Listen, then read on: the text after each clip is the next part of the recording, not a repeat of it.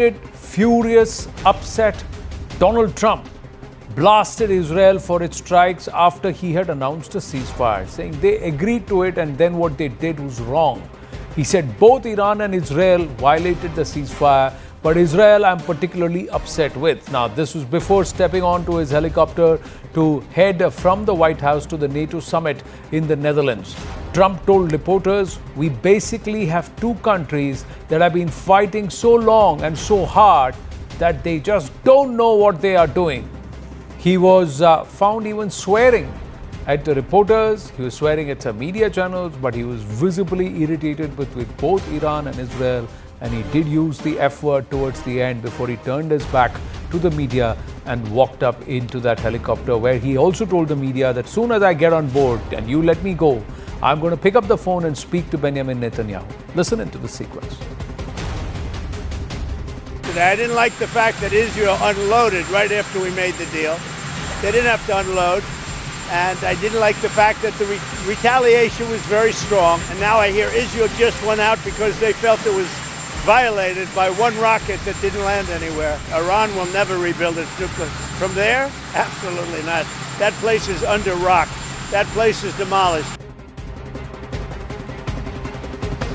Now, US President Donald Trump dialed Israel Prime Minister Benjamin Netanyahu soon after that entire sequence. It was about 5 to 6 minutes. We played a short excerpt. We'll play you another longer version in a bit. Quite dramatic, we must say, viewers. But what happened thereafter? Israel then said that they will stop after symbolic strikes. Trump put that out on Truth Social and on X. Meanwhile, the IDF confirmed strikes near Tehran, north of Tehran. And Iran then said that Israel has hit a radar installation, and despite that, they will not escalate this matter further. That's what the Iranians said. From the Israelis, it came that Prime Minister Benjamin Netanyahu spoke with Donald Trump and they wanted a far greater action, but they have really scaled it back. So both sides now trying to say, we will not. Finally, is it a cessation of hostilities? Is it ceasefire at last? And the larger question, for how long? Trump has again tweeted saying that Israel-Iran is now done and dusted, it's settled, and I hope for better negotiations and a better time with NATO in Europe. Now, is the next focus Russia-Ukraine? We have to wait and watch. But this is a longer sequence of what transpired before both Israel and Iran decided to behave and try and bring down a cessation of hostilities, at least for now.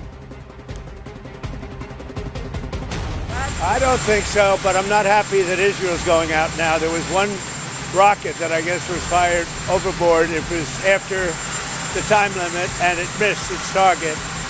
And now Israel's going out. These guys got to calm down. It's ridiculous. I didn't like plenty of things I saw yesterday. I didn't like the fact that Israel unloaded right after we made the deal. They didn't have to unload. And I didn't like the fact that the retaliation was very strong. But in all fairness, Israel unloaded a lot. And now I hear Israel just went out because they felt it was violated by one rocket that didn't land anywhere. That's not what we want, I'll tell you. And I'm telling you, I'm not happy about that, Israel, either. All I do is play both sides. I'm going now, as you know, to NATO. Some of you are going with me, and I think it's going to be successful. We'll see. I'll let you know. Are you going to see the agreement? It's a new dawn in the Middle East, thanks to the agreement you managed to achieve. What are your future plans for the region, for Saudi Arabia, Israel, Gaza, the hostages? Look, you're asking me about women in the Middle East. It's getting a lot better. Things are happening at a high level. As you know, Saudi Arabia's done a really good job. It's coming out far faster than I thought. So we're very happy about what's happening with women in the Middle East. No, I'm talking about a new dawn in the Middle East that you managed to achieve last night. Yeah. The region is going to a new place with this agreement. Can you tell us what's your future plans for Gaza, for the hostages? Yeah. It's a new dawn. I appreciate the question. You're very nice. Who are you? Thank you. I'm Neria Kraus from Israeli Channel 13 News. Well, we have to have Israel calm down because they went on a mission this morning. I got to get Israel to calm down now. Did you get to speak with the Prime Minister? Did you talk to Prime Minister Netanyahu last night? I speak to everybody. You urge both sides not to violate the ceasefire, but reports coming from the region suggest that besides accuse each other for violating the ceasefire. So I think they both violated it. I don't think I'm not sure they did it intentionally. They couldn't rein people back. I don't like the fact that Israel went out this morning at all, and I'm going to see if I can stop it. So as soon as I get away from you, I'm going to see if I can stop it, okay? Have you spoken to him this morning? How confident are you that Iran is going to completely demolished? I think it's been completely demolished. I think the reason we're here is because those pilots, those B-2 pilots, did an unbelievable job. And you know, the fake news, like CNN in particular, they're trying to say, well, I agree that it was destroyed, but maybe not that destroyed. You know what they're doing? They're really hurting great pilots that put their lives in the line. CNN is scum, and so is MSDNC. They're all, and frankly, the networks aren't much better. It's all fake news, but they should not have done that. Those pilots hit their targets. Those targets were obliterated, and the pilots should be given credit. They're not after the pilots, they're after me. They want to try and demean. You don't believe that Iran can rebuild its nuclear program? No, Iran will never rebuild its nuclear. From there? Absolutely not. That place is under rock. That place is demolished. The B-2 pilots did their job. They did it better than anybody could even imagine. They hit late in the evening. It was dark with no moon, and they hit that target with every one of those things, and that place is gone. But when I see CNN all night long, they're trying to say, well, maybe it wasn't really as demolished as we thought. It was demolished. You take a look at the pinpricks, and you see that place is gone. And I will say, I think CNN ought to apologize to the pilots of the B-2s. I think that MSDNC ought to apologize. I think these guys really, these networks and these cable networks are real losers. You really are. You're real losers. Israel says that they violated the peace. You're gutless losers. I say that to CNN because I watch it. I have no choice. I got to watch that garbage. It's all garbage. It's all fake news. But I think CNN is a gutless group of people, and the people that run it, nobody even knows it's been sold so many times. But the people that run it ought to be ashamed. MSDNC, a guy named Brian Roberts, he heads it. He's a disgrace. He's a weak, pathetic disgrace. Israel says that Iran violated the peace agreement and the ceasefire agreement. Do you believe that Iran is still committed to peace? Yeah, I do. They violated it, but Israel violated it too. Are you questioning if Israel is committed? Israel, as soon as we made the deal, they came out and they dropped a load of bombs, the likes of which I've never seen before. The biggest load that we've seen. I'm not happy with Israel. You know, when I say, okay, now you have 12 hours, you don't go out in the first hour and just drop everything you have on them. So I'm not happy with them. I'm not happy with Iran either.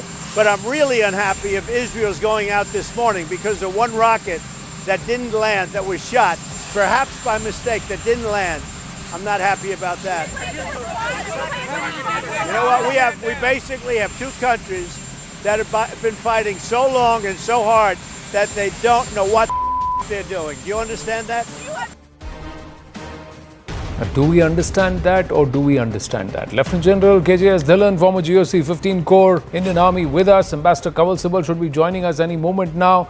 And Dr. Anand Ranganathan, author, scientist and political commentator, with us. My namaste and Jai Hind, gentlemen. General Dhillon, how long is this going to last? Do Iran and Israel know what the F they are doing, if you were to quote President Trump? You know, if anyone had an answer to that question, he would make millions. So how long it's going to last? The point is, it's like a very fast-moving crime thriller. And I tweeted today evening in the lighter mode, it's like Ajit in the olden days, Hindi movies telling mud island pe sona utrega, kishti se signal hoga torch ka on off, on off, on off. Aur idhar se hoga off on, off on, off on. So you never know when it is on, when it is off. So, but the news, on a more serious note, the news which have been trickling down since morning, all the parties are looking for honorable exit. Yeah. And all the parties are interested in a genuine ceasefire now. So it's a matter of time when it comes in. Like I was seeing on some TV channel that Iranians have already planned celebrations on the street of Tehran. Something like what Pakistan did after Operation Sindoor. So I think that is the flavor of the day. So if Iranians are trying to celebrate it as the victory, Israelis are trying to celebrate as their victory that they have knocked out the nuclear facilities and they have knocked out the complete top leadership. And Americans, or at least the President Trump, is celebrating as his personal victory of having brought in peace in the region where they're fighting for so many years, in his words. So I think everyone is going to be happy by the end of it. And everyone is genuinely now wanting a ceasefire. Are you willing to believe that the Iranian nuclear program is done and dusted? It's obliterated. As President Trump said this evening, he said it's buried under rubble. They cannot access it. So he says that's what the B-2s have done. What has been obliterated or what is buried under the rubble is the infrastructure, the hardware. But the technical know-how, in spite of killing of those few scientists, the technical know-how still exists. And there are agencies or countries who are still around who will provide them the necessary technical know-how, the manpower and the specialization. So it is not done and dusted. It has only been delayed by a particular time. Now that is debatable as to it's 2 years or 5 years or 10 years. But if Iran genuinely wants to go in for a nuclear weapon, he has the technical know-how and he has the friends who will supply him with the necessary intelligence. General Dhillon, I'm just bringing Dr. Ranganathan. They say Iran to Iran, but Israel bhi tedi khir hai. Imagine they also did some banga. We really riled up Trump. Good evening, Anand. You know that meme where that little Afghan kid wearing those, heavy goggles and saying, "Ye bhi mera, wo bhi mera, stop this." Trump is a bit like that. He's like a football referee, hobbling around in a Zimmer frame, frantically blowing whistles, while the two teams are laughing at his antics. But breathing sense into Trump is like giving CPR to a dodo, futile and actually faintly absurd, and making sense of him. I speak as a Madrasi, as easy as consuming rasam with chopsticks. And yet he persists, undeterred by logic or cutlery. And unlike lightning and thunder, he doesn't even appear bright before opening his mouth. And when he does, it's a spectacle second only to WhatsApp in spreading rumors and lies. Honestly, Trump rakes the blackboard of diplomacy with his fingernails every day. And his arguments are like expired poison. One doesn't know if they are more poisonous or less. Frankly, I derive as much satisfaction from countering his utterances as a bald man does from combing his hair. What can I say? His evolution is incomplete. By the way, before I come to the nub, can I just say that I now realize I have needlessly been self-deprecating on geopolitical matters, Anand, saying I'm a layman. If the developments of the last week are anything to go by, I think I'm as much of an expert as the next person. On your show on Friday, if you remember, I called out Trump's bluff of 2 weeks notice for his attack on Iran. Correct. And I also said that if he attacks Iran, it would be just what Putin wants. Both predictions came true given Medvedev's yesterday's tweets. Yeah. But the other advantage of allaying your fears on being an expert is that you can profess conspiracy theories with gay abandon. So here is mine. If I was an evil dictator aiming to protect my nuclear facility from Trump, I would dig 300 feet underground in a remote location A, and then tunnel 300 kilometers horizontally to reach a spot 300 feet beneath a populated city at location B, where I would build the nuclear facility. And then I would allow Trump to bomb location A and let the world believe my nuclear facility has been destroyed. But then I'm not an evil dictator. Look, the point is, this entire so-called 12-day war, what has it achieved? Trump believes the nuclear facility has been destroyed. Iran and in fact Medvedev's tweets very clearly say that even if it has been, there is no evidence of that. There are enough countries, in fact explosive revelations of Medvedev is willing to supply Iran with nuclear warheads, not just nuclear know-how to develop something peaceful or not, but nuclear warheads. What does that mean? That means that all this was much ado about nothing. And as a layman, frankly, there is duplicity as well on the part of America and also on the part of a lot of other nations, including the NATO nations. When they say that we have destroyed once and for all Iran's nuclear expertise, well, Pakistan is there just round the corner, isn't it? Now, what prevents Pakistan that proudly says we have an Islamic bomb to give the know-how or indeed even the warhead to Iran? So this is a never-ending process. I don't know what was achieved from it. Frankly, very little. Well, one of the aspects is that Iran is not ruled by an evil dictator. It's a spiritual head of the Shias, and they take their they are also quite an advanced nation technologically and scientifically for something that someone or an entity that's perceived as nothing but a bunch of radicals, because they have nuclear technology. They are the only Muslim world entity in the Muslim world who can actually enrich uranium. They've been able to use that know-how. They have cities that are advanced and who have built capacities like they have. They also in the last 20 years have built up proxies who were able to build a network of underground tunnels in Gaza, who have been able to stave off much of the nation's armies, be it the Houthis or be the Hezbollah. So they have a certain amount of capability, and there is an intent which is there. And that intent, perhaps a wounded Iran is far more dangerous, as some experts have always said, General Dhillon. The other thing is that these are not the only three facilities. These were the only three facilities where intelligence believes, Israeli intelligence, American intelligence believes, where enriched uranium was being used, or perhaps there were centrifuges which were going to be weaponized. The civil nuclear facilities like Bushehr and some of the others continue to remain in Iran. So there are other nuclear sites where there is civil nuclear power which is generated, or nuclear power is being harnessed for civilian purposes, civil purposes. So that continues. So Iran's nuclear program is far from being shut, but has America and Israel, achieved their objectives? And is Israel as good as they project themselves to be? Are they also little khurafati, sir? Anand, Israel, Iran, USA, out of these three, Israel and Iran have a tremendous war stamina. Historically, they have had a tremendous war stamina. Israel, right through their existence, and Iran, we have seen it in Iran-Iraq war for 8 years. So these are the countries which have that type of mindset. So to say that in 14 days war or 12 days war they have been degraded to zero, I don't agree with it, and I agree with Professor Ranganathan that the facilities portion may have been hit, the infrastructure may have been hit, but the heart may be lying somewhere else. So getting the technical know-how, even getting the ready-made warheads, as you are saying, from Pakistan or from any other country like North Korea or others, or maybe even Russia for that matter. So that cannot be ruled out. Well, this is where... General, just one small intervention there. There's just news and update coming through that Iran president has now said that Tehran will adhere to the truce if Israel does. Now, many experts have turned around and said that it is Israel that needs to stop firing. It's Israel that needs to control its arsenal and its intensity of retaliation, or what they say is preemptive strikes. If Israel stops, Iran will. Absolutely. Israel started it. Israel has to stop it. And then second point which I wanted to say, and this is, how can you have a ceasefire where you are given a 12 hours stagger to one party?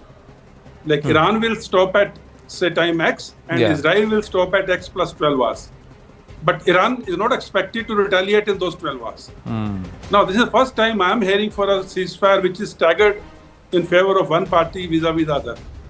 Now, how can you hold this ceasefire in that 12 hours if the way Israel bombarded Iran?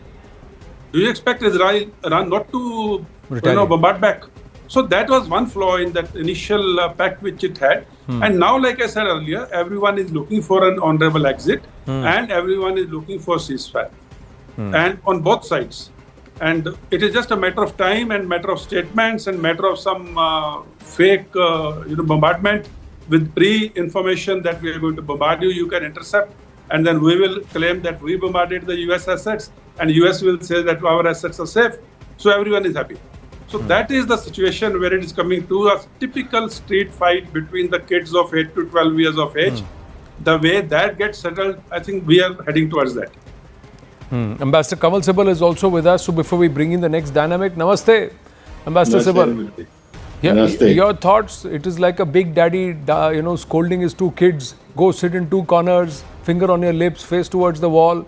And then the moment dad walks out to take a break, then they're throwing projectiles. Koi pencil phek raha hai, koi rubber phek raha hai. And then the father comes back and, scolds them out again. And then says, now big punishment, I'll take out the belt and whip you if you people don't behave. And then they sulkingly say, all right, if he stops, I'll stop. That's exactly what's playing out right now between Iran, Israel and the US, sir. I think Trump has again mishandled the whole thing. Gee. And these are serious matters. So if there's going to be a ceasefire, keep the whole thing under the wraps. And when the right time comes, when both sides have agreed, when it's very clear what are going to be the terms of the ceasefire, then you can announce it. But as in the case of the India-Pakistan thing, he had absolutely no role in that. But nevertheless, he started claiming that he had broken the ceasefire. In this case, he jumped the gun. Now, what is the need for making public, all the elements of the ceasefire and the timing of the ceasefire and stuff like that? And then Israel goes and bombs Tehran. And apparently, Iran also launched something against Israel just before the ceasefire was to come into force. And now Trump is very, very unhappy that that big tweet that he sent out on Truth Social, how much of a miracle he had achieved in terms of brokering the ceasefire, that's fallen on his flat on his face. And he is embarrassed. And now he started using expletives against Israel.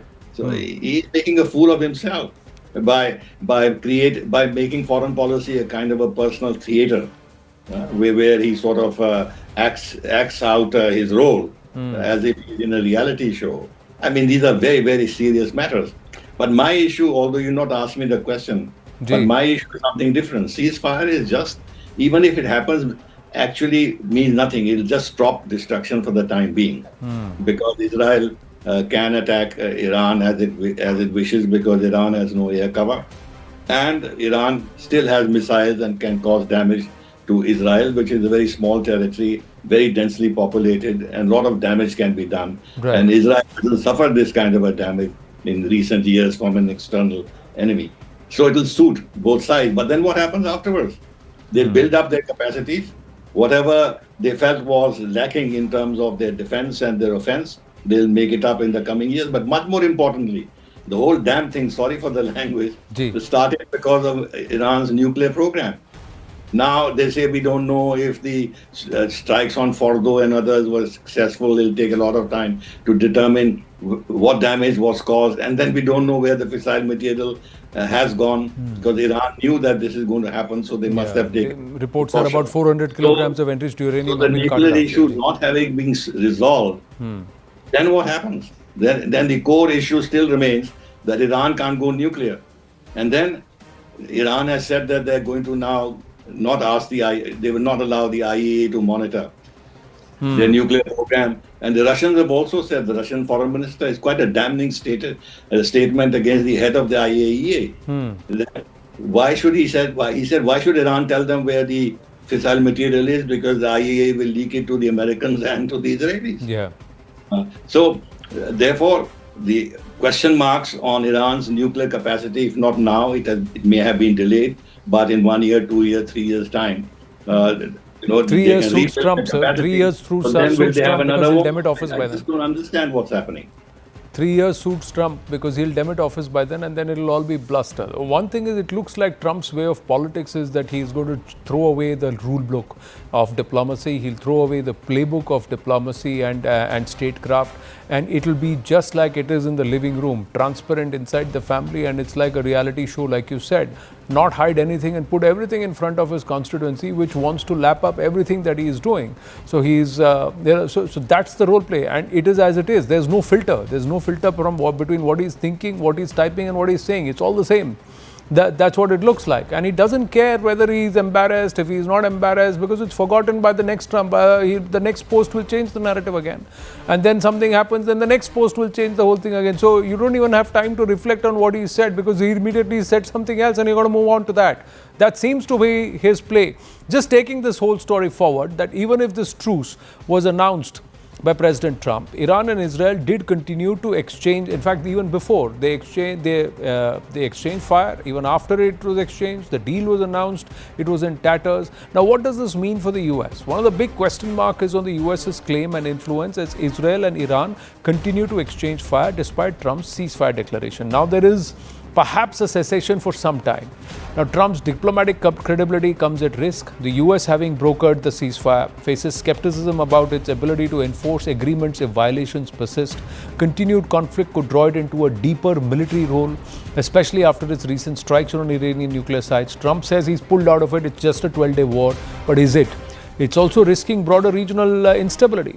Israel's call for peaceful retaliation may push the US to provide additional military aid or direct involvement, straining resources and domestic support. You've brought up this baby, you're responsible for it, and if that baby acts truant or naughty, you may have to support it despite disagreeing with it. So there is this entire problem in the America-Israel relationship. It may antagonize Trump's MAGA base because the promise was, I'll end wars. I will not waste American dollars and American resources and American military in wars that don't matter to us. But is that what's happening?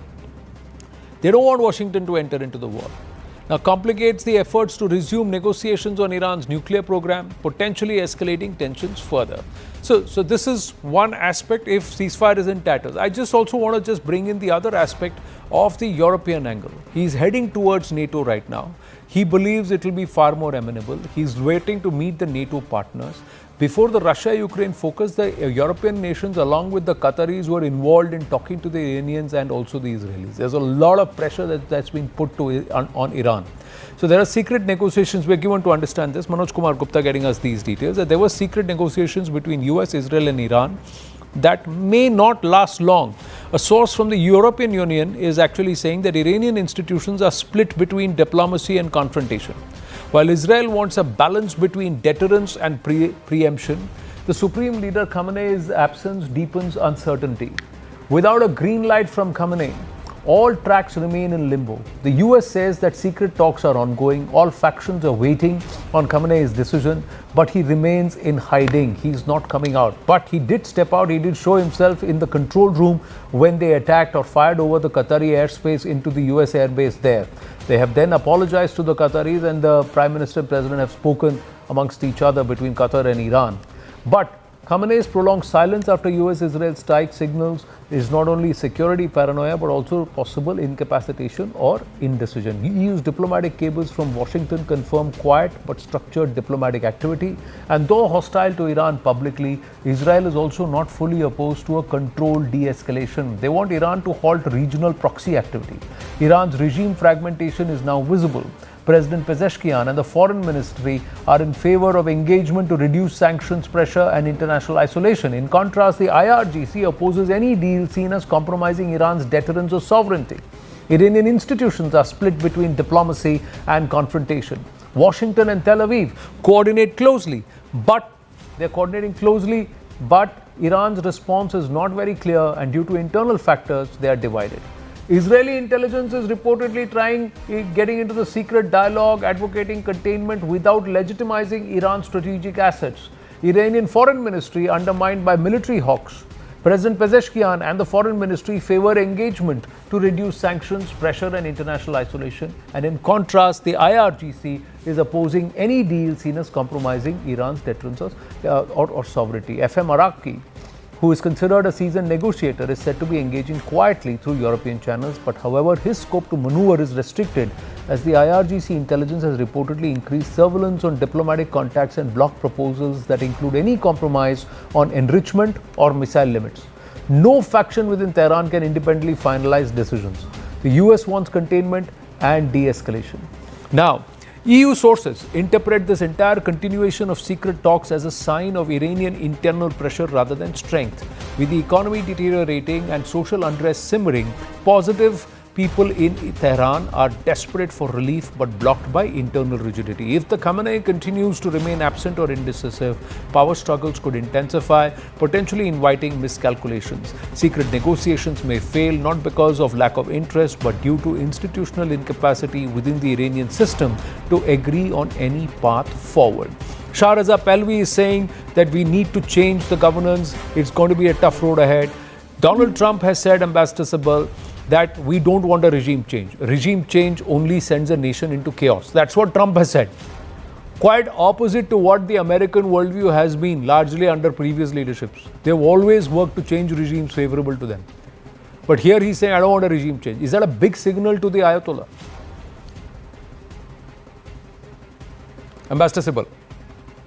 Well, I think you have outlined in great detail what the play is at the moment. Things are not very clear at all. I think what the EU source is saying about internal rifts in decision making in Iran, this is obviously very plausible because the manner in which Iran has been hit and damaged, and America has entered the war directly and hit at their nuclear facilities. And Trump has also talked about regime change. It's not as if regime change is not on his mind.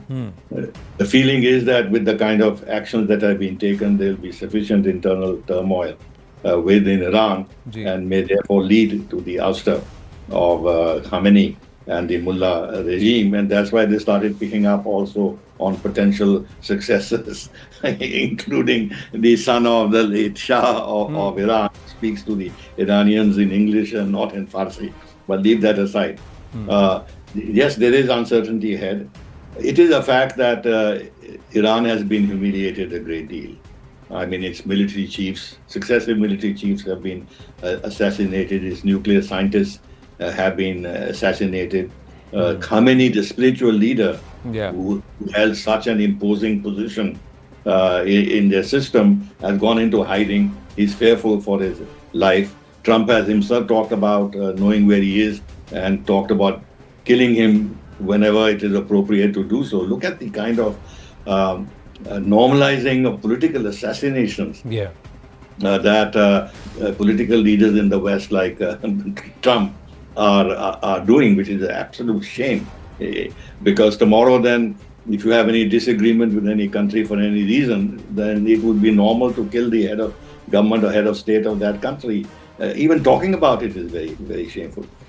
On the Israeli side, they have never suffered this kind of a damage, though there's such strict control, such strict censorship that you do not know what the actual state of the damage is. I've tried to talk to a few people who I know have some inside knowledge, have inside contacts within Israel, and they say that there has been very, very significant damage. But still, the information is so controlled that you don't have a clear picture of what it is. But nevertheless, Israel also is vulnerable, and they would also like this to end. But as I said earlier, how does it end? Because there have to be talks on Iran's nuclear ambitions, which means that there has to be a dialogue on what the future is with regard to Iran's nuclear capability. Does this mean that they bring their program once again under IAEA safeguards? It will be terrible humiliation for them. Is it that they'll accept that they must not enrich beyond 3% Will they accept that? Will they? In the previous JCPOA, they had handed over all their fissile material to Russia. Yes. They will never do this. Now with the 60% fissile material, 60% enriched uranium that they have, the whereabouts of that are a question.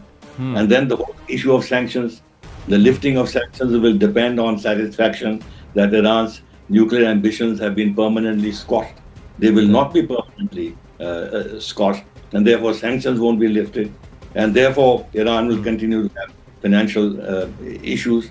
So these are very, very. There's no clear answer to all this.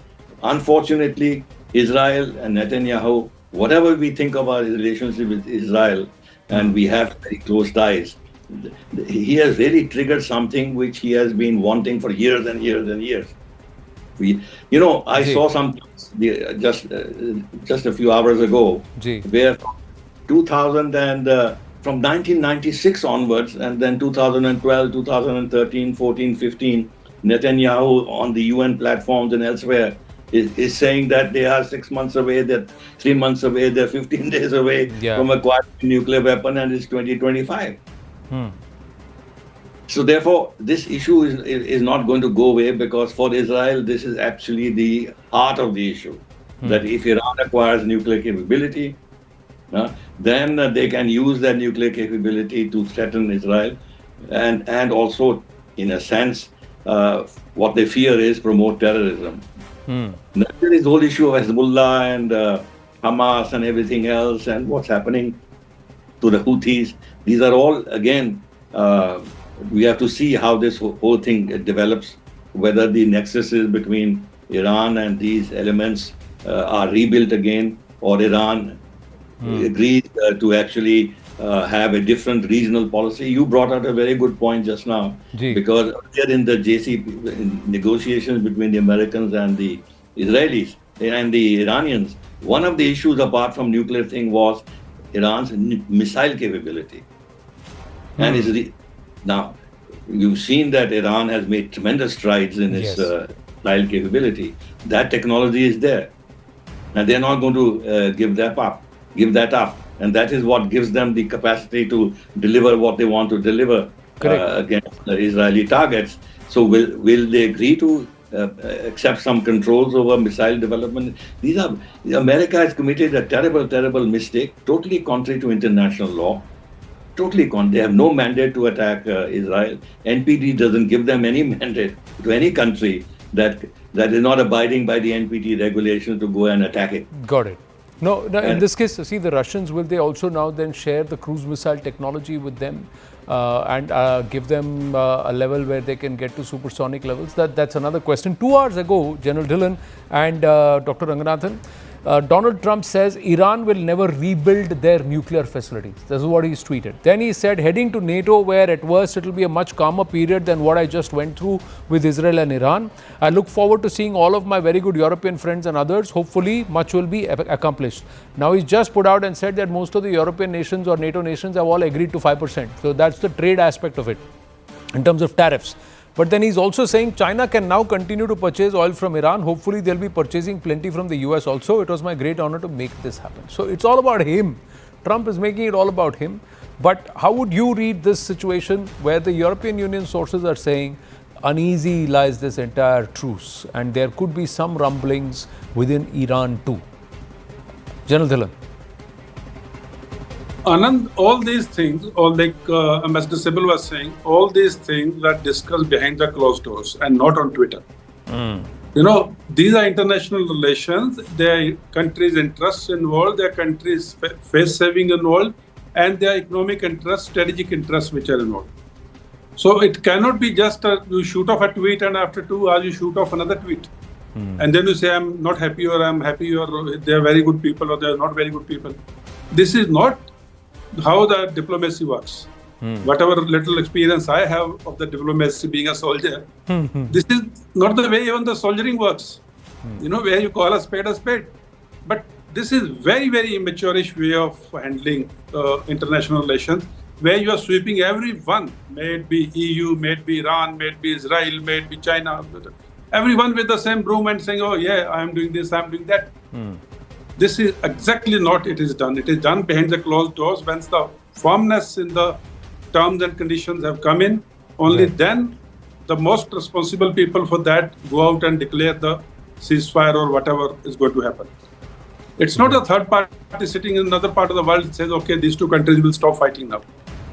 Right. It has never happened before. I don't think it happens that way. So I think we need to get back to the old school of diplomacy. Where there is a lot of जिसको कहते हैं ना शर्म हया से बात की जाती है. So that is very important. Even your enemy, you have to call him, you know, with respect. So I think that is missing in this whole game. Well, respect is a two-way street. These two nations don't respect each other for sure, but they've all built capacities, capabilities, and I think one thing that nations need to learn is that they have to learn to stand on their own. And as long as they depend on another third person, somebody who would like to play big daddy, they'll always have to bow after some time, and whether, you know, willingly or unwillingly. Now, Dr. Ranganathan, before we bring in another dynamic, the shadow war dynamic, yes. Yeah, no, a couple of points. I think, first of all, I don't think Ambassador Sybil has anything to apologize for. He only used the 4-letter word beginning with D, unlike Trump, who used it beginning with F. So he's quite safe there. But, you know, as a layman, I wanted to draw a comparison, you know, for your audience as to what this operation has achieved, call it the American Midnight Hammer or the Israeli Operation Lion, versus Operation Sindoor. Because, you know, unlike this operation, we had clear-cut objectives, and I dare say most of the objectives of Operation Sindoor were actually away from the battle scene that have been realized. For example, abeyance of the Indus Water Treaty. For example, our new doctrine that any act of terror is now an act of war. So by all means, if you were to compare the two operations, they're very similar in the sense that Iran is considered as a terror state harboring terrorists by Israel, and we, of course, legitimately consider Pakistan as a terror state and a legitimate target to hit as far as the terror hubs are concerned. Both operations had similar objectives, but we realized it and Israel hasn't. And why do I say this? Why Israel hasn't? Because ultimately, Anand, just 30 seconds, what has come out of it? Now, if there is one thing that yes, quite right, you might say the jury is out whether Iran is an evil dictatorship, but it certainly is a dictatorship. Yeah. Now, if there is one thing that any dictator or dictatorship desperately wants, it is to have a nuclear bomb. We've seen North Korea, we've seen Pakistan. That is one ultimate deterrent. Do you think these strikes would deter Iran ever from procuring that kind of vantage symbol or badge of honor? I would say no. And I reiterate, when you have openly declared the entrance to your nuclear facilities, they are open to bombing, which tells you that your real facilities are possibly a few kilometers down somewhere else under a populated city that can never be bombed by democracies. So if you are a dictatorship, you got to be careful where you're going to have your nuclear facility. A. B.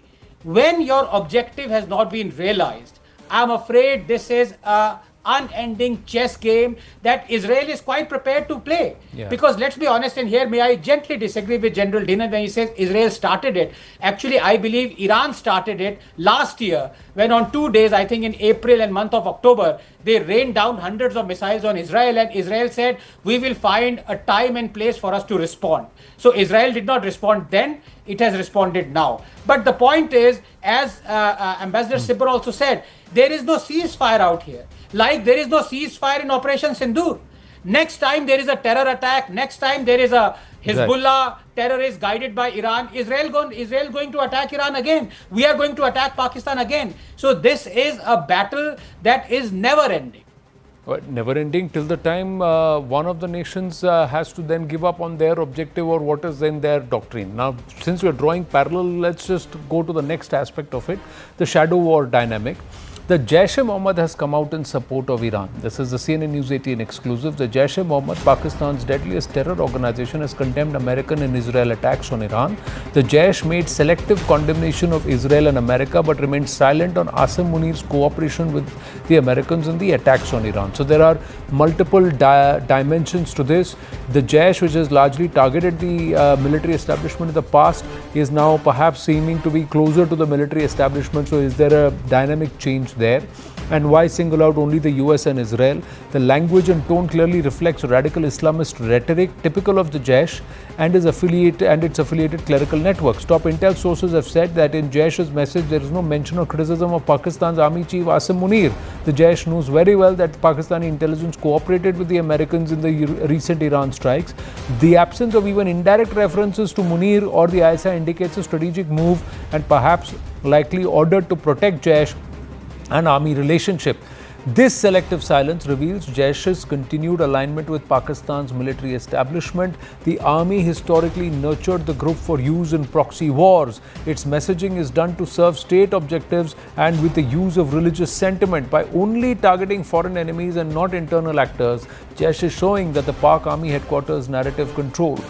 This strategy diverts domestic anger towards external enemies and giving protection to Pakistan's military from accountability in this entire Iran conflict. Does this show that another shadow war is actually imminent? That's the larger question, that the proxies will now get active.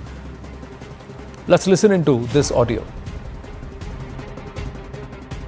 दुनिया में आकर कोई महफिलें नहीं सजाएंगे, दज्जाल के साथ किताल करेंगे, यहूदियों से लड़ेंगे, तब उनका साथ वही दे सकेगा जो लड़ सकता होगा, जो मर सकता होगा, जो मैदान का धनी होगा, जो शहसवार होगा, जो गन चलाना जानता होगा, जो असले से वाकिफ होगा, जो मौत की आंखों में आंखें डाल सकता होगा, जो मौत से इश्क करता होगा, बुज़दिल तो जिस तरह आज का बुज़दिल हमें दहशतगर्द कहता है, उस जमाने का बुज़दिल हजरत ईसा को दहशतगर्द कहेगा। नाउज़ुबिल्लाह। जनरल धिलन, ये फिर बोलना चहकना शुरू हो गए सर। कॉमा हटा दें ऑपरेशन सिंदूर से। जी। What Jaish has done is exactly what they are told by the Pakistan army, because Jaish is totally under the protection of the Pakistani army, including their leaders. So what it has done is it has absolved the Pakistani army and the chief of any wrongdoing, and at the same time try to project themselves as a pan-subcontinent terrorist organization. So that is where they're trying to exert their presence, at the same time taking the attention away from the domestic problems which they're having, Right. and putting it on on Iran, and trying to show solidarity with Iran being a pro-Muslim country, irrespective of Shia-Sunni divide, which everyone knows about. So in this particular type of thing, two things are very important. What happened between Iran and Israel's conflict. In any military conflict, two things are very important before you enter the conflict. One is setting of the aim, and second is deciding on the end state. That is what aim you are going into the war for, and what end state you feel is okay for you. In this particular conflict, I think both of them are very hazy and ambiguous, because nobody knew what aim they're going in for. Were they going in for total destruction of the nuclear weapon capabilities? Have they achieved it in the end state? No. Was the aim clear when they went in? No. Before they went in, they were throwing missiles at each other. So what was the aim, what was the end state in this conflict was absolutely not clear, and that is not the way nations go to war. Nations like Indian, as Ambassador Sibal was saying, and also Dr. Ranganathan, when India went into Operation Sindoor, our aim was very clear, our end state was very clear. Our aim was to target the terrorist infrastructure, camps and the leadership which carried out Pahalgam and many other attacks in India. And our end state was, we are not going to touch the military and the civilian and military installations, and only hitting the target, which is terrorist. It is only when Pakistan responded and tried to hit our military and civilians that did hit. That is when we changed our end state to make sure we give such a blow to Pakistan military that they understand the military might of India. And still, we had a control over the escalation ladder. Unless we have this type of a war fighting, the doctrine or a way of war fighting, I'm sorry, it can escalate and go out of hand anytime. And the third party mediation, one party is agreeing, second is not agreeing at times, both are not agreeing at times, both are agreeing. We really don't know, at least in the last 12 hours, no one is sure what's happening and what is going to happen. Yeah, but this shadow war, this proxy is now getting active. This suits Iran, this suits Pakistan. Now, what if the Jaish, Ambassador Sibal, do some activity on Indian soil, attack a synagogue, or attack, do something around the US embassy? What does then India do then? Because it's an act of terror, not on Indian soil, but not against Indians. I would take this with a pinch of salt. I'm not terribly impressed by the capacity of Jaish-e-Mohammed to do anything significant in either against India or, for that matter, against Israel. In fact, it is a very dangerous game if the Pakistan military, as has been said, is egging them on for whatever reason. It's an extremely dangerous game because it gives us a very powerful handle to drive home the point we are trying to make now very forcefully everywhere on the international arena about Pakistan being the epicenter of terror and not giving up its terrorist affiliations. In fact, this will prove the point. And then again, all the pressures that one can bring to bear on Pakistan through the FATF, but more importantly through the Americans. Because the Americans, under Trump, they seem to be in love with Pakistan and this and that and that. But once you make the point that Jaish-e-Mohammed is being mobilized by the Pakistani military establishment against the Jews, whether in India or Israel, there's a very powerful argument in our hands to sensitize the American establishment about the dangers of the terrorist proclivities that still continue to be, we see in Pakistan. So I don't think that this is, in fact, we should exploit this to the maximum. Bringing this out, how Jaish-e-Mohammed is being revived. It is an internationally designated terrorist organization by the UN Security Council. Right. And it took us many, many years to get Jazz chief being brought into the list because the Chinese were opposing it, but now he is himself on the list. So I don't.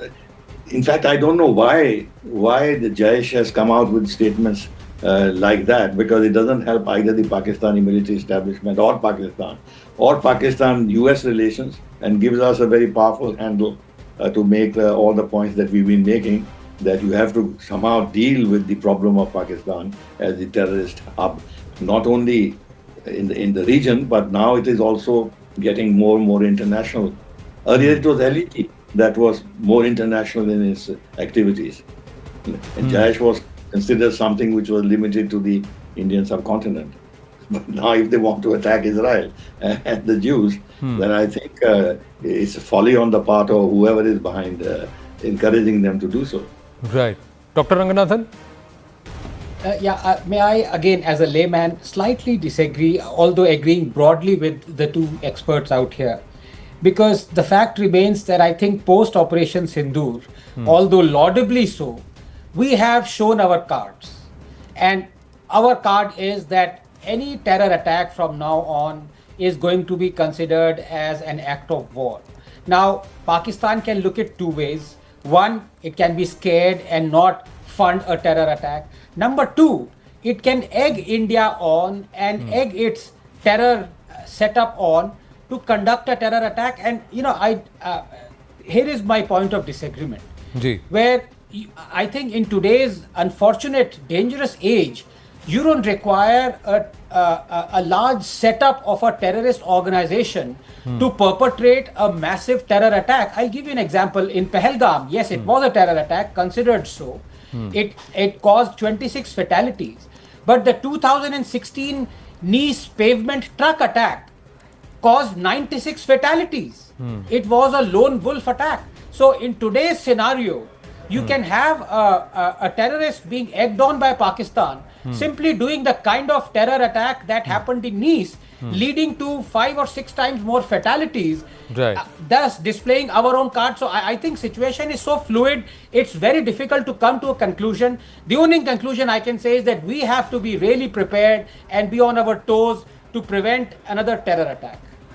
But not just being on our toes to prevent another terror attack. Ambassador Sibal had a fantastic take that if the Jaish commits something on Indian soil against the US embassy or a synagogue or a Jewish establishment, then automatically the Jaish gets into the radar of the Americans and the rest of the West. So that's something which Pakistan can ill afford. By pushing up the Jaish, is there a shift within the military approach itself, General Dhillon? Can we say that the Pak military is saying that all the Lashkar has suffered huge reversals? So is it then trying to prop up the Jaish as the entity which will now become the quiet face, allowing the Lashkar to perhaps lick its wounds after the kind of scrutiny post-Pahalgam, because all the focus is on the Lashkar right now? Anand, I agree with Dr. Ranganathan here, because Iran probably doesn't need Jaish to do this type of acts. They have enough proxies of their own who are much more powerful, who are much more embedded in the countries where they want to do such acts. So I think this is just one of those things where Pakistan is trying to divert attention from the internal matters. But Iran definitely does not need any of Jaish's support to carry out any acts of terrorism anywhere where they want to.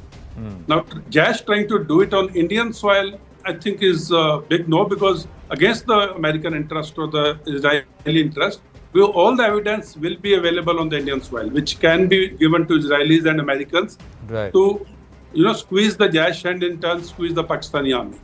So it will be harakariba if they do something against Americans or Israelis on Indian soil.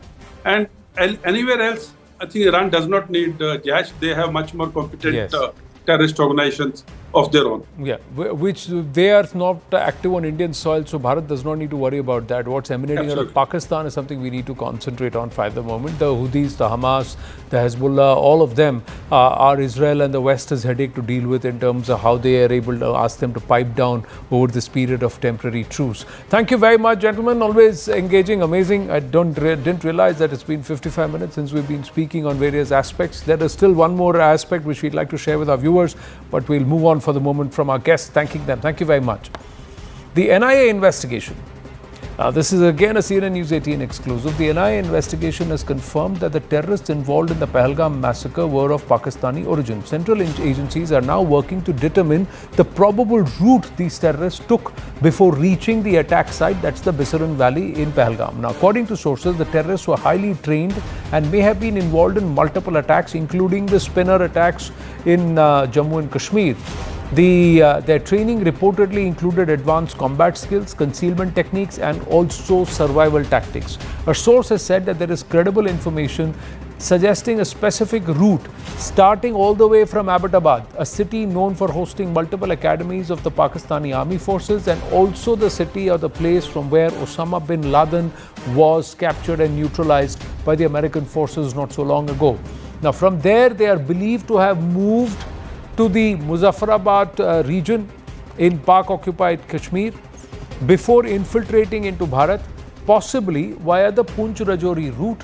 Various intelligence agencies have reported this route. The sources said that these terrorists might have been in the region for an extended period and could have been involved in other attacks alongside different terror groups. The NIA is now examining their potential links to previous incidents, including those that occurred last year. However, the exact timeline of their entry into Indian territory has not yet been established. Agencies are analyzing digital footprints to track the terrorists' movements, and an approach that has yielded critical leads in the past. Investigators believe the group stayed at multiple locations across Jammu. Now, here on the right stand, reported on the Pahalgam probe breakthrough with the arrest of two men who allegedly harbored the terrorists involved in the Pahalgam terror attack. The two brothers, identified as Parvez Ahmad Jothar from Pahalgam's Balkot and also Bashir Ahmad Jothar from Hill Park, possess crucial information that could establish important linkages. Top sources have told News 18, and according to sources, Parvez and Bashir have revealed the identities of the three terrorists who allegedly gunned down 26 tourists in Jammu and Kashmir's Pahalgam on the 22nd of April. Additionally, they know about the whereabouts of the terrorists after the attack. The sources said these two individuals provided shelter and food to the attackers 3 kilometers from the attack site in the Bisaran Valley. They were fully aware that they were terrorists and even served them tea. That's what they have said. CNN News 18 had also earlier reported on the routes that these terrorists had taken for escaping. The first route, the terrorists may have reached Pahalgam via Kishtwar, Daksum, Larnu, Chatpal and Ashmukam route. Route 2, Avantipur, Tral, Sirigwara and Pahalgam. Now, Adil is from the Guni village in Sirigwara, which is mentioned in Route 2. The Guni village is just 15 minutes from the area where the attack actually happened. And on the one hand, Pakistan talks peace. On the other hand, Pakistan stands exposed as the biggest exporter and sponsor of terror. We're going to take a very, very short break. Stay with us here on The Right Stand.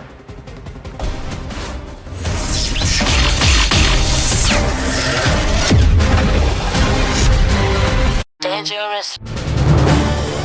This is News 18 Network.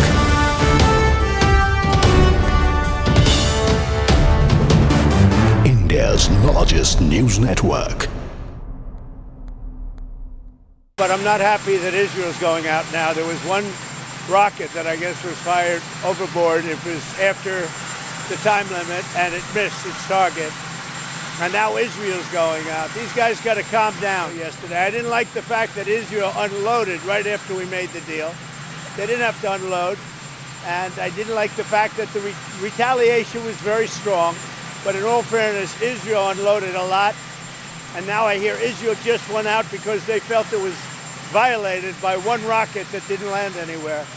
That's not what we want, I'll tell you. And I'm telling you, I'm not happy about that, Israel, either. Iran will never rebuild its nuclear. From there? Absolutely not. That place is under rock. That place is demolished. I don't think so, but I'm not happy that Israel's going out now. There was one rocket that I guess was fired overboard. It was after the time limit and it missed its target. And now Israel's going out. These guys got to calm down. It's ridiculous. I didn't like plenty of things I saw yesterday. I didn't like the fact that Israel unloaded right after we made the deal. They didn't have to unload. And I didn't like the fact that the retaliation was very strong. But in all fairness, Israel unloaded a lot.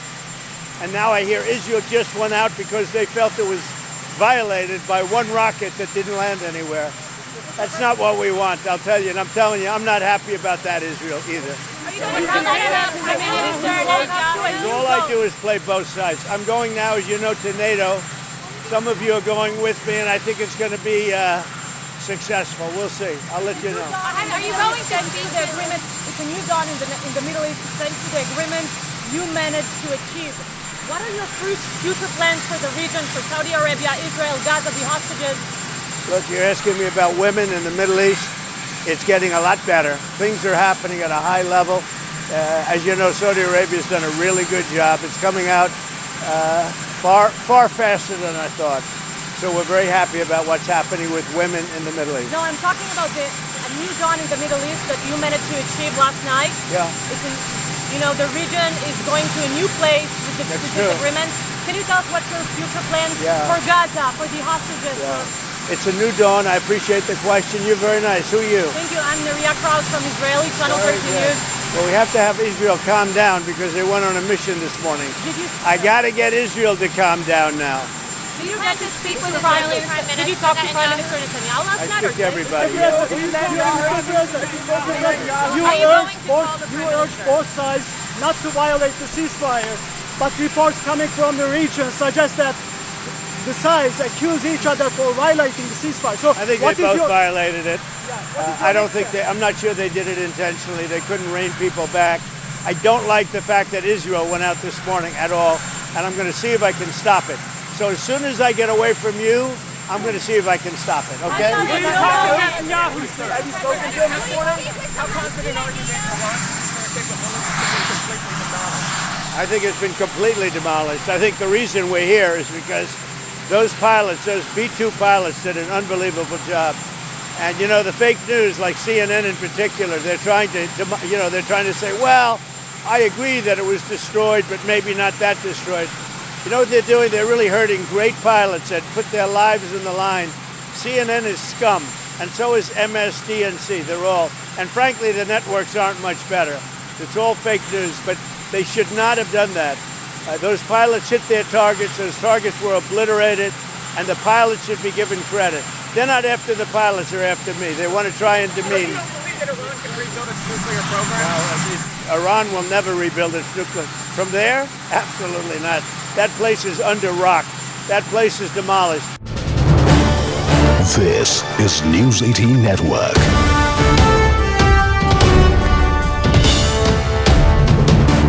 India's largest news network. But I'm not happy that Israel's going out now. There was one rocket that I guess was fired overboard. It was after the time limit, and it missed its target.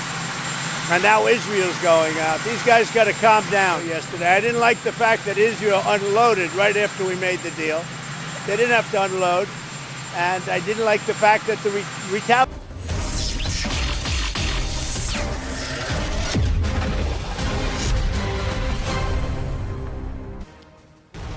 Back live here on the right stand, the issue of former Prime Minister Jawaharlal Nehru's private papers, which were kept at the Nehru Memorial Museum and Library, the NMML, which has been converted to Prime Minister's Museum and Library, PMML, from 1971 till 2008, came up for discussion at the 47th Annual General Meeting of the PMML.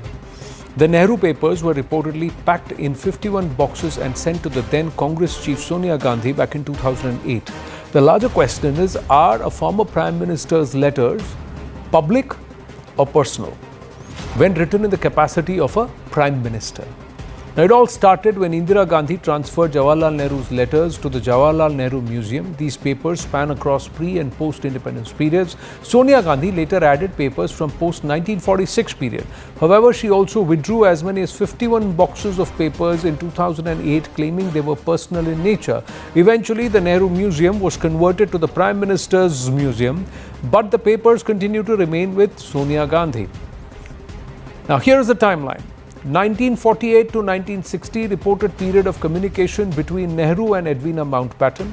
1971 Nehru Memorial Fund transferred Nehru's private papers to PMML. 2008 the papers were withdrawn in 51 boxes after Sonia Gandhi's request. September 2024, PMML Society wrote to Sonia Gandhi seeking return of the 51 boxes or copies.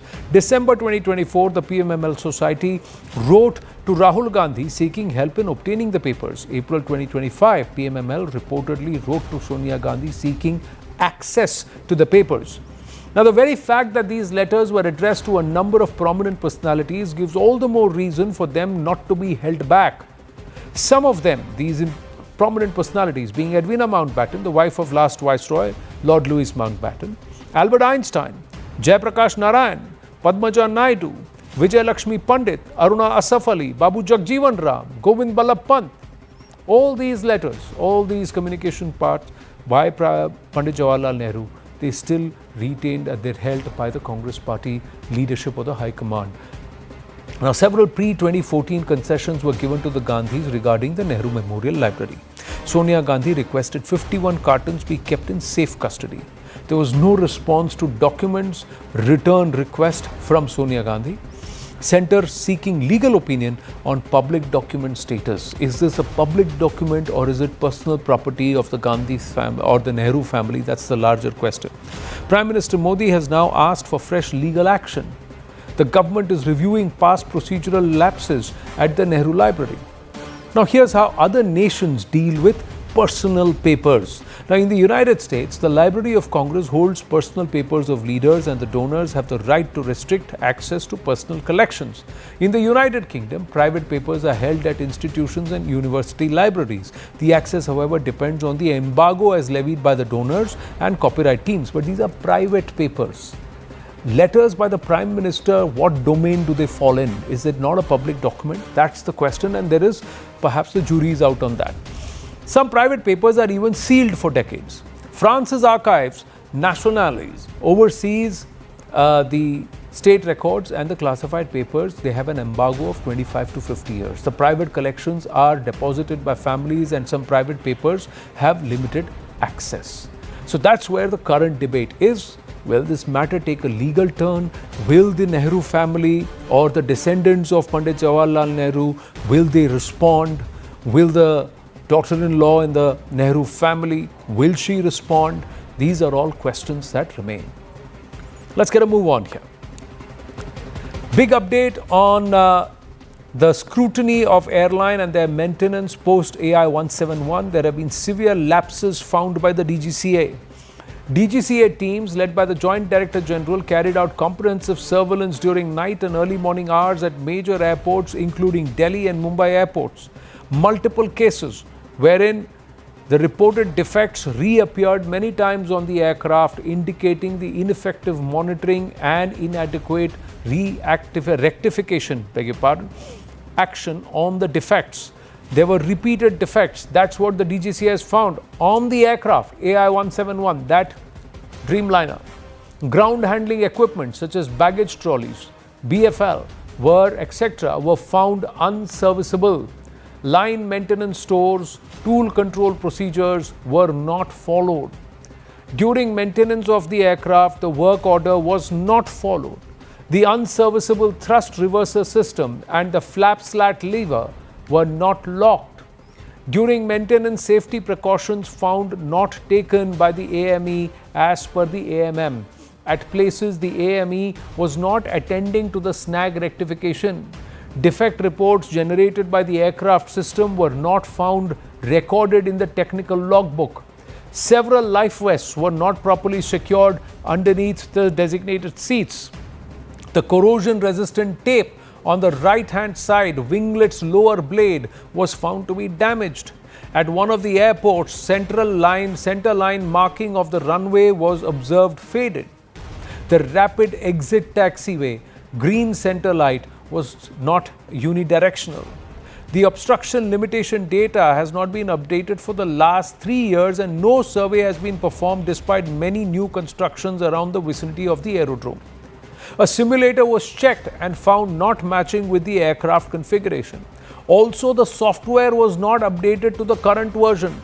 A domestic flight of a scheduled carrier was held up due to worn tires, and it was released only after the required rectification was carried out. All these findings have been observed during the surveillance, have been communicated to the concerned operators for taking necessary corrective action within 7 days. Now, this process of comprehensive surveillance will continue in future to detect hazards in the system. So clearly there are multiple lacunae with respect to maintenance, serviceability, and of course the operability of various aircraft. All operators are under scrutiny. The DGC are now tightening the screws. Let's hope the skies are a lot more safer in the coming days and some precaution is being taken with regular monitoring.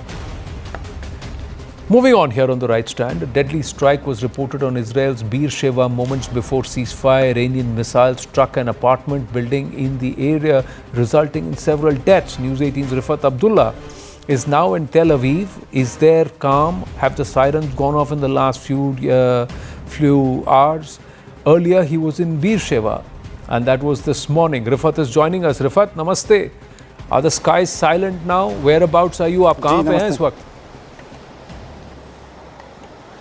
Right now I am in Tel Aviv, but I'm not sure whether the ceasefire is going to hold or not, because if I'm able to track it properly, I think Khamenei's last post on X is, those who know the Iranian people and their history know that the Iranian nation isn't nation that surrenders. So it's simply a message that they are not going to surrender. And day before yesterday, he had made a post saying Palestine is a central issue to us, and the victory of Palestinian is something that is definite. So these were the messages which he tries to send, that these are the central issues on which they are not going to compromise, because all Muslim world is watching on Iran's actions, what action they are going to take on Gaza issue, because you know war against Gaza by Israel is going on. Bombing is happening on daily basis there. So many people have been, roughly 55,000 people have been killed there. So I think these issues have not been taken into consideration when Donald Trump made an announcement that there will be a ceasefire between Israel and Iran. There is a lot of tension in Middle East. You know, yesterday America's air base was targeted in Doha, and the tension escalated. And then in the morning, Iran attacked on Israel, and as you rightly said, Beer Shiva area was massively targeted. 5 people were killed there, 7 were injured, and there are so many people still under the rubble where IDF is carrying rescue operation. And I saw hundreds of cars around smashed, wreckage was all around there. And I think not only the Donald Trump statement, but Ayatollah Khamenei, who is the chief of Iran, supreme leader of Iran, his statement is very important if we want to see but the Rifat, ceasefire what's the extent of damage really for Israel going in line. Because see, you're in Tel Aviv. Look, you've seen sirens going. The property you've been in damage bunkers. is massive, but there is no. You've seen bunkers. You've seen even on-air interceptions. Yes. As that you have told, happened. I think there is calm around, and there is movement.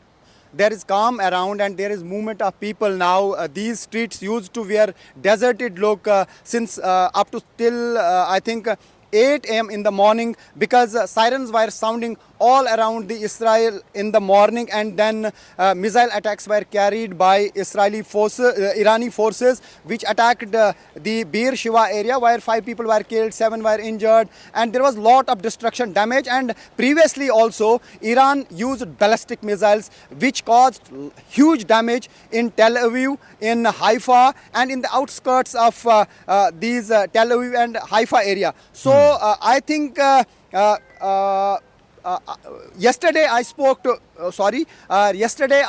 to Deputy Foreign Minister of Israel. She said yesterday, and that time Donald Trump had not made the statement. She said they have certain goals set which they have not achieved yet, or until and unless they achieve the goals, they are not going to stop striking on Iran. That means they have still some goals which they want to achieve. And I would like to inform you that today also Israeli forces carried massive strikes in Iran, and IDF has made it clear that they are going to take revenge of today's attack. So I don't think this ceasefire holding for a long time until and unless Supreme Leader of Iran, Ayatollah Ali Khamenei, is on the board. Whether he is ready for the ceasefire. Well, there is just the latest update that has come in, Rifat, that the President of Iran has said that they will honor the truce as long as Israel honors the truce. And Israel has said that post their symbolic strike, whatever they did, their planes have flown back and they're going to keep quiet. Now, how long this lasts, we'll have to wait and watch. But till then, stay safe, and great coverage from Tel Aviv. Thank you for that. Op Sindhu coverage has been fantastic. It's been noted by our viewers here also, and you've kept us ahead here on the News 18 network. Thank you. Joining us now is military historian Tom Cooper. Let's go straight across to him and ask whether this truce, will it hold? Is it temporary, or will there be a lasting impact of what Donald Trump has announced? And then we'll go across into various other dimensions with respect to conflict that we have seen in this region, including Operation Sindoor. Tom, namaste. This is Anand here. Thank you for your time. This first call by Donald Trump, where he says in the next 6 hours, Iran and Israel will wind down operations, and perhaps in the next 12 to 24 hours, there'll be ceasefire. But the IDF currently says Iran is not backing off. Iran has just set off more ballistic missiles towards Israel. All of Israel sirens are sounding. Iranians say nobody is going to ask us to surrender, and Iran will not surrender. Your reading of this situation currently, is there a ceasefire or is there none? Hello, Anand. Thank you very much for inviting me. Nice to be with you. Regarding ceasefire, there is none. There was an offer from Iran, from Iranian foreign minister, to if Israel would stop by 4 o'clock this morning, local time, then Iran would stop as well. Israel didn't stop. That's it. No point in further discussing. What is Trump then posting on X, in the social media, is irrelevant. Ceasefires are done in different direction, in different fashion. You can ask your top military and political commanders in New Delhi, how is this properly done? This is just a political theater. So that is all. So what is now Israel doing? What Israel did last night was to continue striking less precisely, but more precisely, let's say, in this kind. Israel continued attacking targets in Iran. And at 7 o'clock in the morning, local time, Iran launched a big wave of ballistic missiles at Israel and continued doing so for the next 2 hours. As far as I know, last was around 2 hours ago. So the war is going on. There is no difference to yesterday or the day before or something else. And Iran has no reason to stop. Why should it stop? If it stops, it's going to continue being hit, but not striking back. So what is the point? Iran didn't start this war.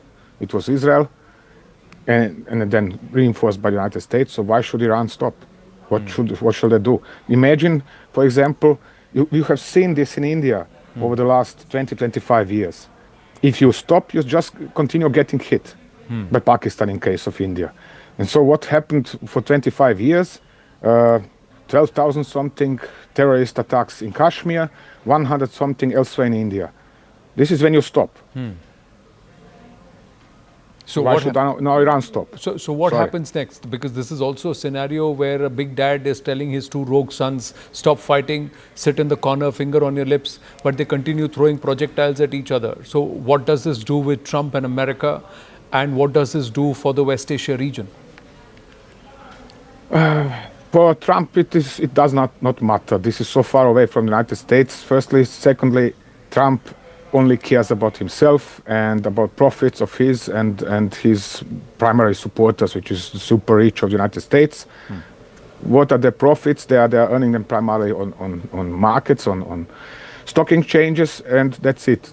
So if he can manipulate the markets in one or another direction in order to extract yet more profit, that is his whole interest in all of this, or at least primary interest. Secondary interest, one could say, as or describe as he must present himself as a deal maker, deal broker, and power broker, and so on. So if Netanyahu is successful under apostrophes against Iran, then Trump must be even more successful. So this is not about freedom of Iran. This is not about nuclear weapons or anything else for Trump. For him, it's just about Trump and his standing in the public. What is his appearance? Is he appearing as a strong and making America great again or something else or not? And that is the reason for such claims like, oh, now there is a ceasefire. There is no ceasefire, and he didn't negotiate anything. On the contrary, while Iran was negotiating with the United States, Israel attacked Iran. When Iran was negotiating with Europe, United States attacked Iran. So what is there to negotiate, and what kind of ceasefires or whatever? Israel must stop, United States must stop, then Iran can't stop. It is pure logic. It is not even, I'm not pro-Iran or something else. I'm just explaining how it works. That is all. In this case, then, does Trump's credibility and his claims on X, Truth Social and Truth Social, do they all then stand exposed? Because with vis-a-vis India, Pakistan also, he made a lot of claims. So yeah, exactly. It's exactly the same. Oh, thank you, Mr. President, and Nobel Peace Prize, and so on. For what? What did Trump do to negotiate an end of fighting? Not even a ceasefire between India and Pakistan. Nothing. What did he do in this case? Nothing. So, I said to somebody else earlier this morning, my neighbor has a 6-year-old daughter. If she now claims a ceasefire, it's the same word like what Trump has claimed in this case. So, does that not embarrass America also? Because he's tried to brand it a 12-day war, it's all over, it's not long drawn, and this is within hours of experts believing that it could drag on for at least 2 months, if not 2 years. And of course it does. Of course, yes. I mean, but on the other hand, what is surprising from Trump anymore? What comes as a surprise? Racism, hatred, splitting the country, the nation of the United States, negotiating with Russia behind the back of allies in Europe, supporting a genocide on Palestinians. Excuse me for expression, what is surprising anymore from him? And what kind of behavior we have seen on his part during the G7 summit? I mean, where the G7 summit is also on the best way of making itself irrelevant, just like Israel has made all the UN Charter irrelevant, the Geneva Conventions irrelevant, customary international humanitarian law of war irrelevant. So what is relevant anymore? Posts in the social media, there is no action in terms of actually seriously negotiating. There is no action in sense of stopping this war. So the war is going on. That is all, and therefore the authoritativeness and there is no reason to have any kind of respect for the United States, for the government of the United States, because except for shooting all over the place whenever its president comes to the idea to do so. They are doing nothing for peace, nothing for well-being of people. They do not care about any kind of people, even less so. And I'm now going to say this as, described by many Indians as a white. Okay, if you care about being white or brown, do you seriously think American president and Israeli president care about brown people, like Iranians? On the contrary, at most, they care to keep these brown people under apostrophes down. And this is why they're all claiming, oh, no way can Iran have nuclear weaponry. Why? Because they do not want Iran to be equal to the West. They want to prevent a situation where Iran has a capability to manufacture nuclear weapons, or actually to assemble nuclear weapons, to be precise in this regards. And therefore, they would have to take this Iran seriously, and they would be unable to strike it like they are doing the last, 2 weeks almost. Right. So, this is all that this is about. But aren't you being a little too generous towards Iran? Because Iran has a doctrinal position against Israel and Jews. Iran backs the Hezbollah, the Hamas, the Houthis. So it has fomented trouble, and it has also backed terrorist outfits openly and brazenly. So there is no doubt that there is a certain rogue element within the Iranian policy making too. So could that not also be a concern? And Iran has gone to war with Iraq. Iran has hostilities with Saudi Arabia. There is the Shia-Sunni sectarian angle. So there are also entities within the Middle East who do not want Iran to have a nuclear weapon. Is it just the West, Tom, then? It is primarily the West, foremost Israel actually, and the West which is blindly supporting Israel, no matter what Israel does. It is just like in the case of Pakistan. Pakistan can organize and train terrorists, attack India, and it's India to blame. And in this case, Israel can, I mean, you have now listed that Iran is supporting Hezbollah, Hamas, this and that. Israel is supporting PKK in Turkey, which is a NATO ally. West is ignoring this and supporting PKK as well, or PKK offshoots. Israel has co-organized Hamas, co-created Hamas. United States have paid millions of dollars to Hamas for years because Hamas is a religious extremist counter to the atheist PLO. This was the purpose of creating Hamas. So then you have, I mean, do I really have to go through a list of terrorist organizations supported by United States and Israel? That is one point. Right. Now, am I too kind to the Iranian regime?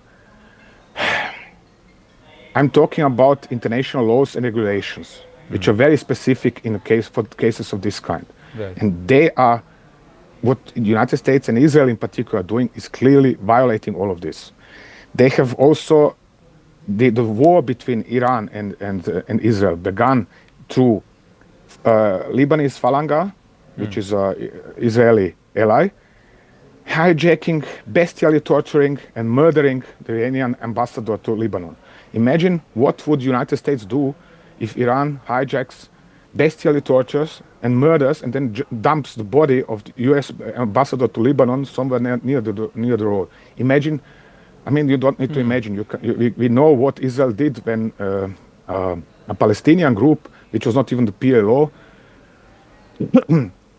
shot under apostrophe shot the Israeli ambassador to the UK in 1982. They launched an invasion of Lebanon and killed who knows how many people.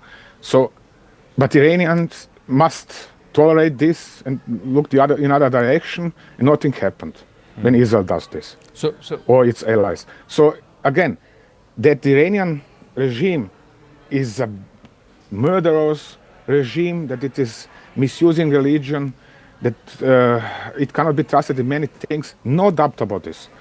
I mean, I have a warrant from one of IGC's judges on my head, and I cannot travel into the Middle East because of this. So I know what I'm talking about. Right. But international law does not say, oh, because they are bad guys and they are good guys, the good guys are always right. And you can violate international law as much as you like. Right. That is not how the things are working. It's as simple as that. And we are seeing here now that they're not working. You make a fair point there. Let's shift focus closer to Bharat and India and Pakistan and Operation Sindoor. Amidst this entire Israel-Iran fight, the Jaish has come out and started threatening US and Israeli installations. So the purpose of Operation Sindoor to negate terror infrastructure and terror outfits doesn't seem to have fructified. There is a pause to Op Sindoor. What should be India's move? Should India continue to pound these terror outfits? Because the Jaish is making noise, audio reports are out, they are still active. The army seems to be backing them openly. There is a lunch that Asim Munir does with Donald Trump. So clearly, American endorsement to the Pakistani military establishment over its civilian government is evident. How do you see the situation, and what should Bharat do, India do? It's getting dirtier and murkier by day almost, yes, in Pakistan. I mean, you have the leading political party declaring itself for a front for terrorist organizations, and the day after, the United States, commander of the Central Command of the United States Armed Forces, declares Pakistan for the best ally in war on terror. Yes, it's how to engage this and what to do. If India now sits and waits, well, it's going to get hit sooner or later. There's no doubt about this. So therefore, one might consider proactive action, which in different fashion. I mean, if India now strikes or restarts striking Pakistan again, then it's going to appear as aggressor and going to be declared as aggressor, even if it is known, even if it has clearly said there is no ceasefire, but only a break in Operation Sindoor.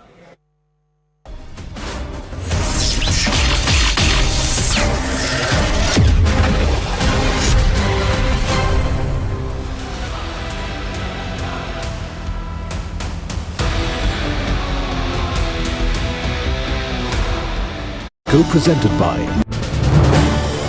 This is News 18 Network.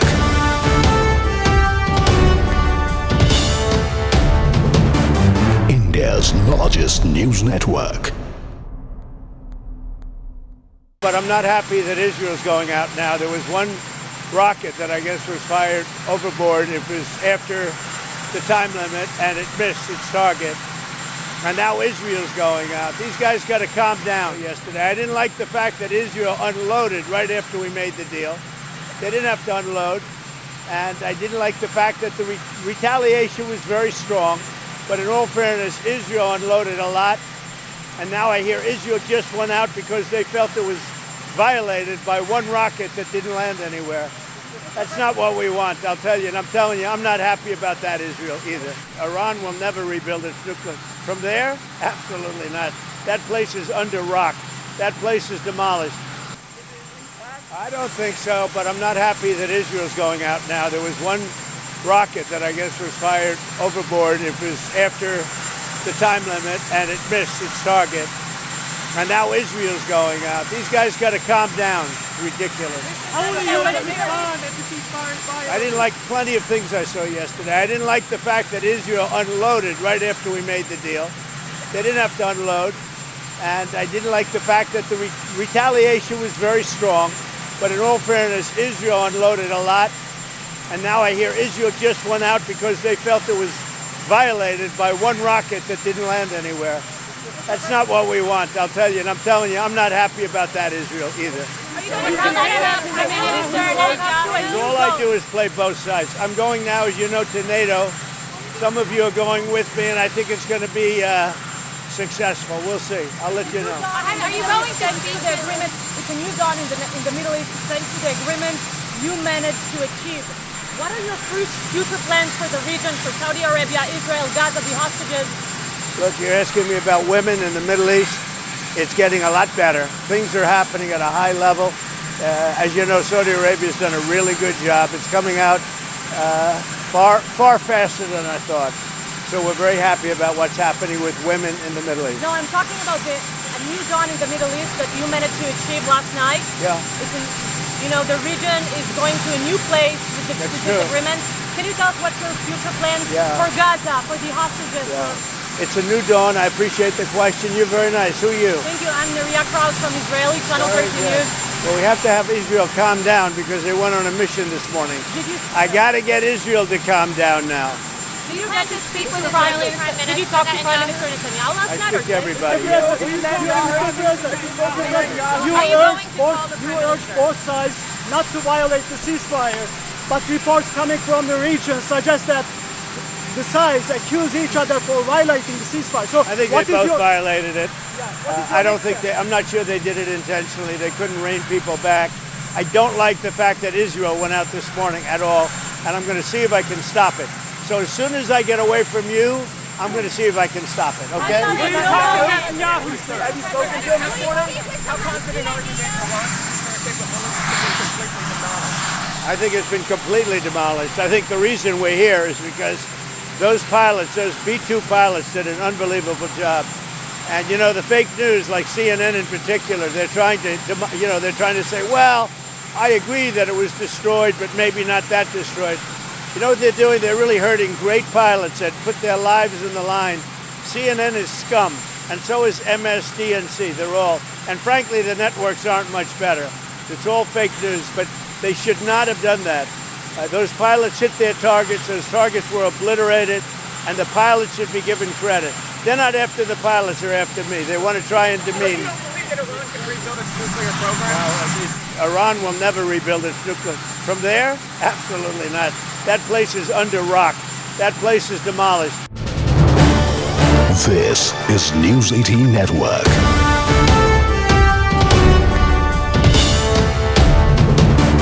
India's largest news network. But I'm not happy that Israel's going out now. There was one rocket that I guess was fired overboard. It was after the time limit and it missed its target.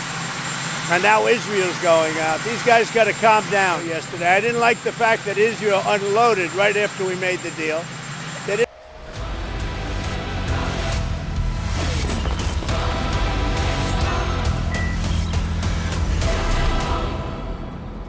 Here's you with the hard facts. Trump's unilateral, escalatory and frankly dangerous mission, bombing campaign, is being hailed in some quarters as a necessity to make the world a better place, a victory for the free world.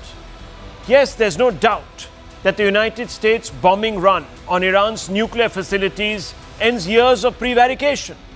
US officials have claimed that the B-2s ended the perpetual postponing of divisive and decisive action to defang what many believe is a nascent weapons program that will allow Tehran to emerge as even a greater threat to regional instability than it is as of now. That having been said, US President Donald Trump has defined his intervention as having the potential to reset the geopolitical